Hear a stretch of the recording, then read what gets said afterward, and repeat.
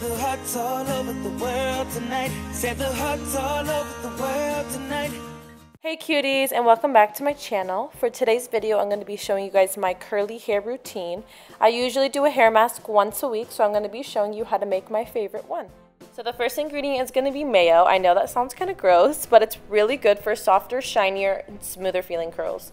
The honey is going to help to regulate and retain moisture in the hair, and it also gives the hair some shine.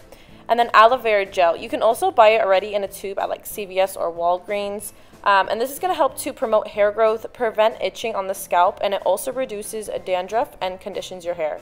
I have a container so I can put the leftover hair mask in there and then leave it in the fridge for when I want to do it again.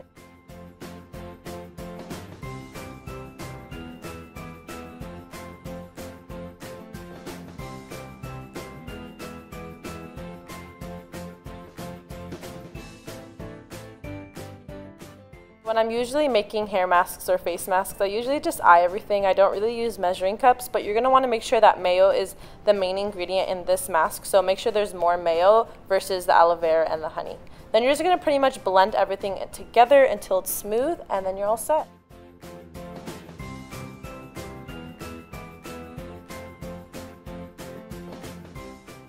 When applying this to your hair, you're just going to have to section it off and really work it into your scalp from the roots all the way to the ends.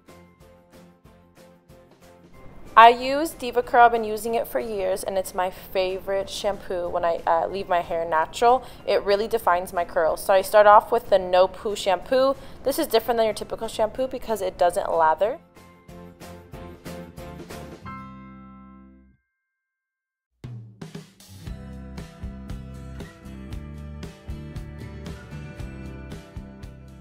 I'm using the One Condition conditioner, and after I apply that throughout my hair and rinse it out, I usually brush again and I part my hair in the shower. I also do a final rinse of cold water, which helps with frizz. For styling, I use the Diva Curl Light Defining Gel first. Sometimes I also mix it in with this bouncing cream by ISO. I usually just make a cocktail in my hand and I scrunch from the ends to the roots. And when you dry your hair, you're going to want to use like a curl towel, the one that I'm using, or you can even use paper towel because it helps with frizz. Once my hair is almost dry, I think it's like 50% dry at the moment. It takes forever to dry, but I'm going to apply some hair oil to my hair just for some extra shine.